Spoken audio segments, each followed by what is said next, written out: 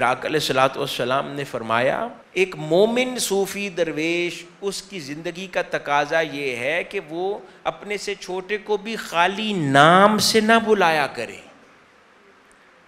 ہم کئی بار سب آرڈینیٹ ہو نا، آفس میں پی این ہو، کوئی اور ہو، آفس بوائے ہو، ڈرائیور ہو، اس کو اس کے نام سے بلاتے ہیں۔ بڑا ہو تو صاحب لگاتے ہیں ساتھ، تو چھوٹے کے ساتھ صاحب لگانے میں کیا پرابلم ہے؟ اس کے نام کے ساتھ بھائی لگانے میں کیا پرابلم؟ آقا علیہ السلام نے فرمایا کہ بلکہ ان کو القابات سے پیار سے بلایا کرو اگر چھوٹا بھی ہو۔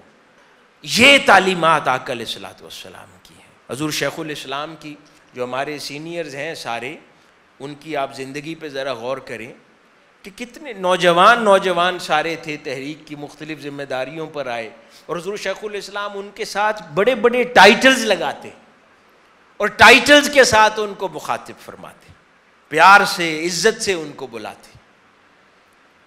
تو یہ آقا علیہ السلام کا حکم ہے کہ ان کو پیار سے ٹائٹلز کے ساتھ، اور کوئی ٹائٹل نہیں ہے تو نام کے ساتھ صاحب لگا کر، بھائی لگا کر، صرف بڑوں کو نہیں، اصل کام ہے چھوٹوں کو جن کے ساتھ اس طرح کا رجحان رکھیں، چہ جائے کہ ان کے ساتھ غصہ کریں۔ ہمارے ہاں تو رویہ یہ ہوتا ہے کہ ہم ریسٹورانٹ میں چلے جائیں تو ویٹرز کو ہی بے عزتی سے بلاتے ہیں۔ کیوں؟ یہ کس نے حق دیا ہمیں؟ ہم یہ جاب کرتے ہیں، وہ جاب کرتے ہیں۔ ہمیں آفس میں اللہ پاک نے ذمہ داری دی ہے، کسی کو جاب باہر دی ہے، وہ گیٹ پہ کھڑا ہوتا ہے۔